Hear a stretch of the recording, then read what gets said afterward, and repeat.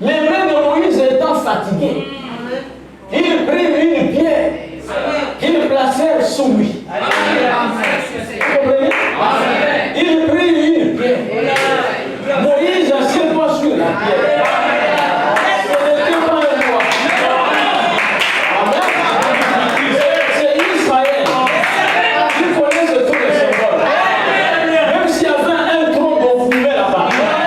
Et mon frère disait qu'il y a le tronc de fumée. On dit non, pas le fumée. C'est la pierre. Il faut qu'il soit sur le rocher. Le rocher. Quand on combat, amen, Christ est avec nous. Assis sur la règle de la chambre. Alléluia. Il est avec nous. Et il s'assit dessus. Aaron et Hur soutenaient ses mains. L'un d'un côté, l'autre de l'autre. Et ses mains restèrent fermes jusqu'au coucher du soleil. Alléluia. William Branham dit, les mains de Moïse qui étaient levées, c'était une préfiguration de la plus grande bataille que l'Église, amen, va combattre contre le péché, contre le diable, contre la maladie. Il dit à notre Moïse, Jésus-Christ, on l'a amené à la croix pour que ses mains ne baissent pas. On a mis le pain aussi longtemps que les mains de Jésus. Alléluia. Et sur la croix, nous gagnons ça. Amen. Lorsque Satan veut te battre dans l'impudicité et la misère, les mains de Christ sont levées. Regarde ce qu'on va faire. Qui va gagner la bataille? Amen. Et Josué vainquit Amalek et son peuple au tranchant de l'épée. L'Éternel dit à Moïse, écris cela dans les livres, pour que les souvenirs s'en conservent. Et déclare à Josué que j'effacerai la mémoire d'Amalek de dessous les cieux. Amen. Si quelqu'un veut mourir vite, qu'il s'attaque à un chrétien.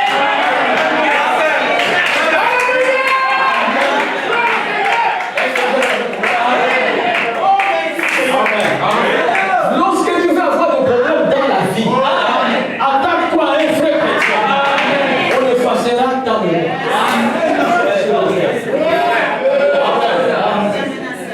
Moïse bâtit un hôtel et lui donnant pour nom l'Éternel m'a gagné. Il dit, parce que la main a été levée sur le trône de l'Éternel, Amen. Il a attaqué Israël, mais Dieu dit qu'il a levé la main sur le trône. Amen. Est-ce que vous comprenez ces choses? Parce que Dieu était dans Moïse. Amen. Il y aura guerre de l'Éternel contre Amalek des générations. Amen. Où se trouvent-ils les Amalécites? Amen. Mais ce sont ces Ismaélites qui sont appelés les Palestiniens, qui sont appelés les Iraniens, les Arabes. Amen.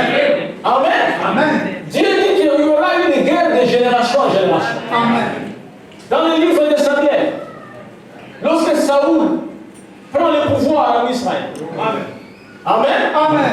Dieu lui dit, va, combat Amalek. Détruis les Amalécites. Ne laisse bien. Tu les détruis même l'air bébé. Tu les détruis. Amen.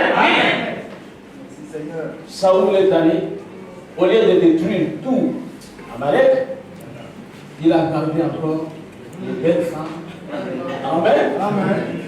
Miséricorde. Il a gardé encore les hommes.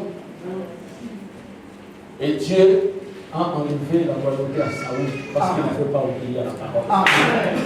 Et ces Amalécites sont restés là et il y aura la guerre de génération en génération. Amen. Mais Israël ne perdra pas la guerre. Amen. Regardez ici.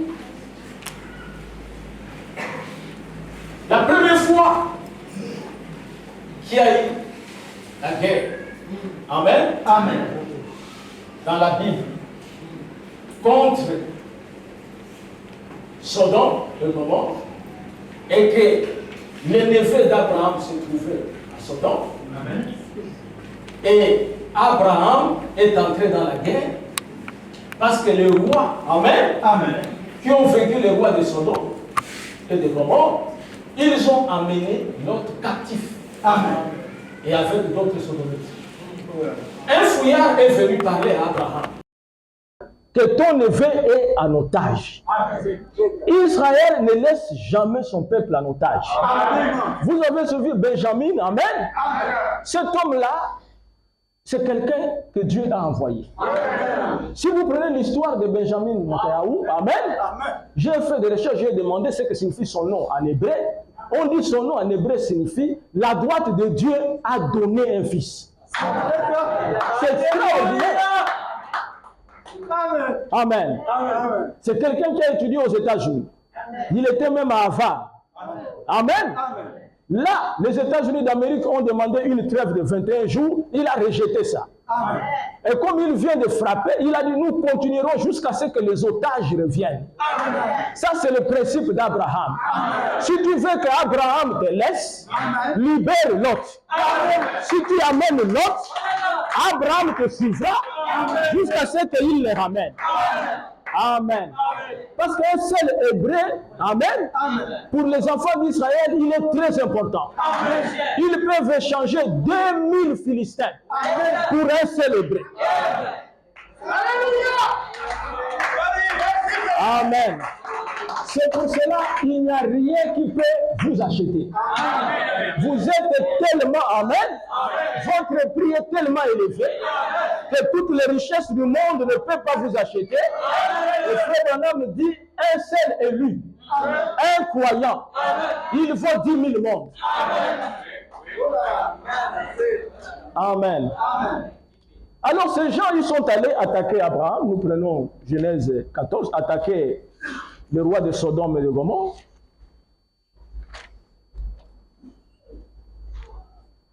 Nous lisons ça, Genèse 14. Vous êtes avec moi? On va aller rapidement, nous avons beaucoup de choses à dire. Voilà.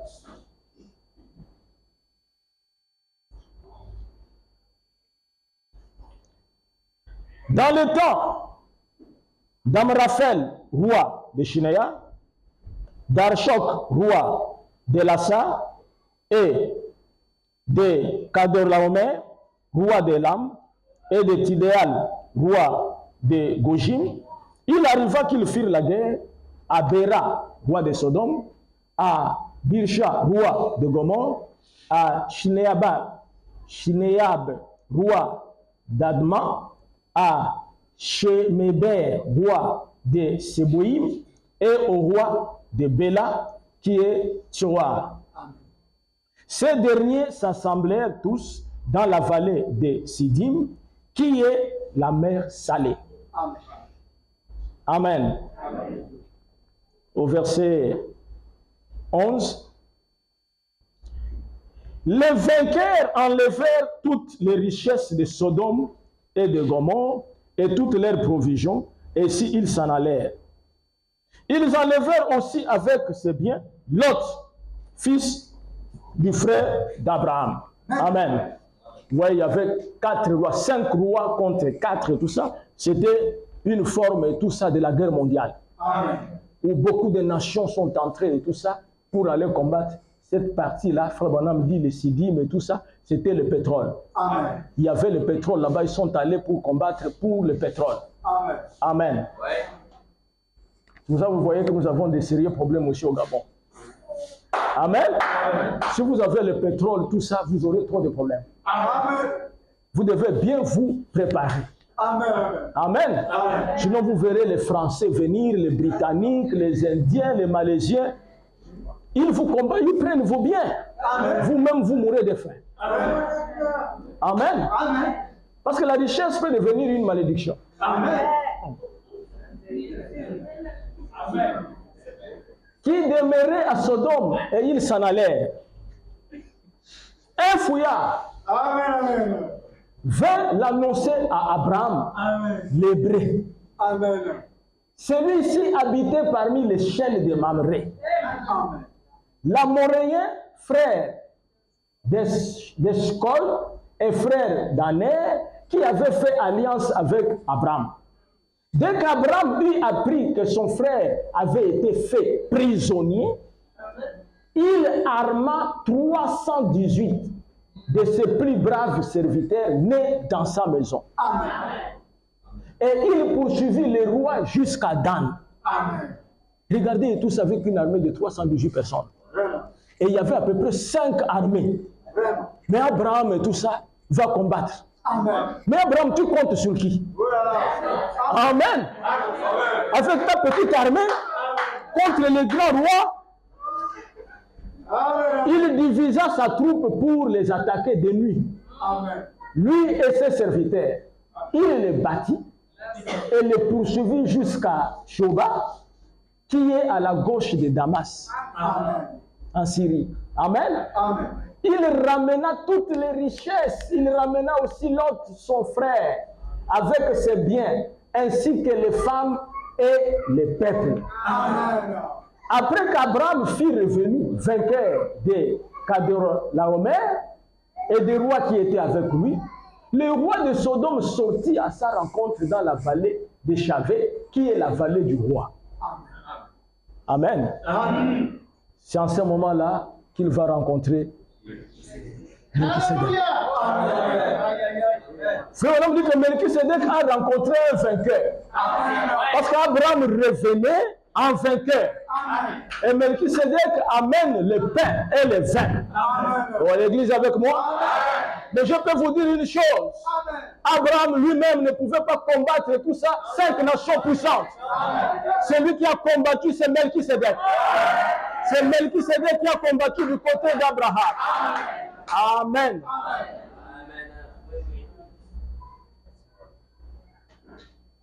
Frère Gédéon m'a dit qu'il discutait avec un frère qui, lui, ne comprend pas bien. Il était pour les Palestiniens. Il disait non, Israël, ils sont en train de tuer les gens, les bébés, ce sont des barbares. Le frère lui a dit, écoutez, c'est très grave ce que tu dis là. Israël n'est pas barbare. Amen. Israël défend son territoire. Amen. Ce n'est pas toi qui as créé les bébés. Vraiment.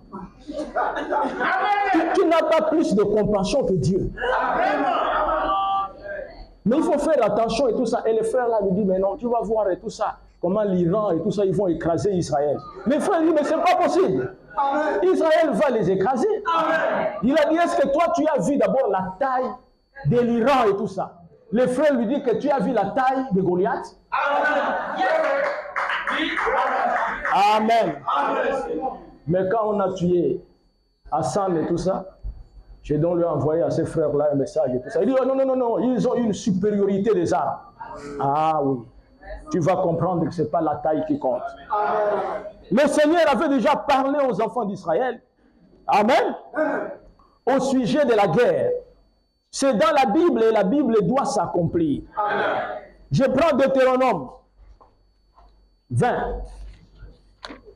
Comment si les Arabes pouvaient suivre ça dans leur langue, ils devraient seulement déposer les armes.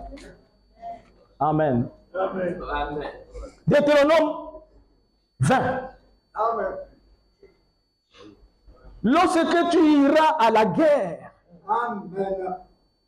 contre tes ennemis et que tu verras des chevaux et des chars et un peuple plus nombreux que toi, comme les Irakiens, les Libanais, les Syriens, les Égyptiens, vous comprenez? Mais les Arabes, ils sont nombreux. Amen. Israël ne représente rien. Amen. Mais Dieu avait déjà parlé à Moïse que quand ils vont en guerre, même si ces gens sont plus nombreux, Amen. amen, plus nombreux que toi, tu ne les craindras point. Car l'Éternel, ton Dieu, qui t'a fait monter du pays d'Égypte, est avec toi. Alléluia. Et Benjamin est versé dans la Torah. C'est un homme qui connaît les Écritures. Il a rejeté la création des deux États. Il n'y aura pas d'État palestinien. Il connaît la Bible. Il a dit Israël est retourné dans sa patrie. Le prophète a dit que Israël demeurera jusque dans l'éternité. Alléluia. Amen. Même si vous êtes nombreux. Amen. L'Éternel combat pour Israël. Regardez, Frère Branham dit, je vais lire le prophète ici, avant que je lise le prophète. Amen. Je prends encore une écriture. Les guides spirituels a fui. Pour la première fois. Et tout ça. Ils ont des noms pour effrayer les gens et tout ça. L'ayatollah. Mais Benjamin, maintenant, ça ne veut dire rien. Que tu sois ayatollah, que tu sois l'imam, que tu sois le calife, la promesse dit. Alléluia. Tu détruiras la malécite. Amen. Que tu sois ayatollah, tu es amalécite. Ça ne change rien. Deutéronome 28. Amen. Si tu obéis à la voix de l'Éternel ton Dieu, en observant et en mettant en pratique tous ces commandements que je t'ai prescrits aujourd'hui, l'Éternel ton Dieu te donnera la supériorité sur toutes les nations de la terre. Si l'Assemblée me dit Amen. Amen. Vous savez qu'il n'y a pas une armée qui peut vaincre Israël. Même les États-Unis, même la Russie. Et vous savez que la Russie va perdre la guerre et tout ça à Jérusalem. Parce que la Russie ira pour attaquer Israël. Israël, amen, lorsque l'armée elle-même ne peut rien faire, l'armée céleste intervient. C'est ça l'avantage d'Israël. Pour détruire Jéricho. Amen. Pouvez-vous comprendre, frère, mon homme dit que Jéricho, le mur, un char pouvait rouler sur le mur. Ils avaient une armée puissante. Mais un seul homme, Josué, avec son armée, il va attaquer une ville fortifiée avec une grande armée. Et pendant qu'il voulait faire l'attaque, Dieu savait que si je laisse Josué seul, il va perdre la bataille. Amen. Et le commandant suprême, le général de l'armée céleste, est descendu avec son épée. Et Josué avance, il le voit. Josué venait de recevoir la commission. Moïse, mon serviteur, est mort. Lève-toi et tu amèneras le peuple en Canaan. Nul ne tiendra devant toi tant que tu vivras. Il avait la promesse. Malgré que l'ange venait du ciel, avec l'épée, Josué s'est approché. Parce qu'il a la promesse. Même si c'est qui, nul ne tiendra devant toi. Il dit, est-ce que tu es notre ennemi ou tu es de nôtres? Et l'ange me dit, je suis le chef de l'armée céleste. Je suis Michael. C'est moi qui ai gagné la bataille contre Lucifer, là-bas au ciel. Et je fais ça. Amen. Oh mes frères. Amen.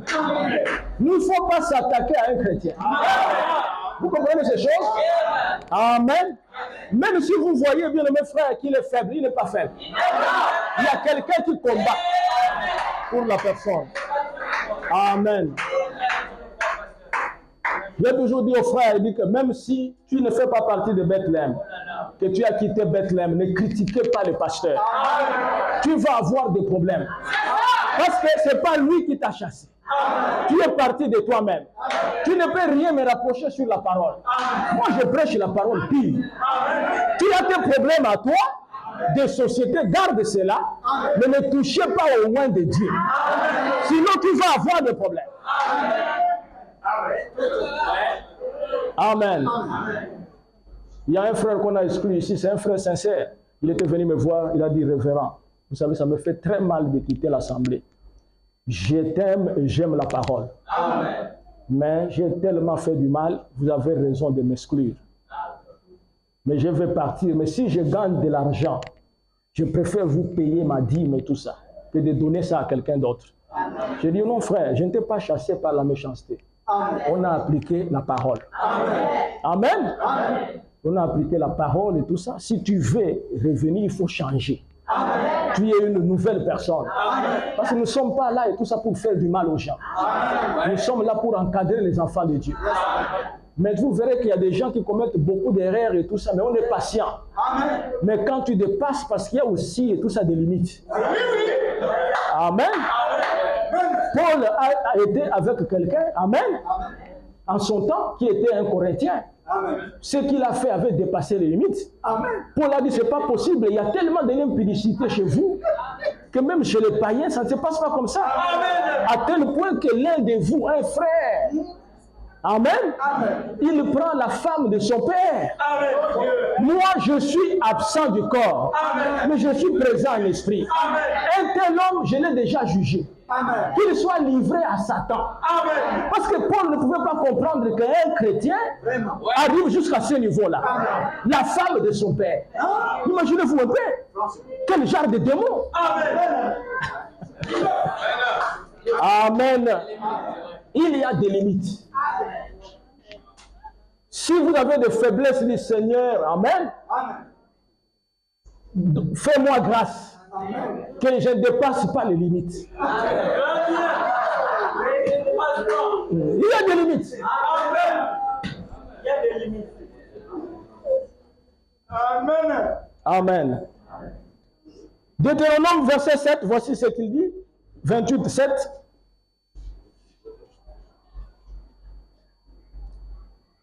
L'Éternel te donnera la victoire sur tes ennemis, Amen.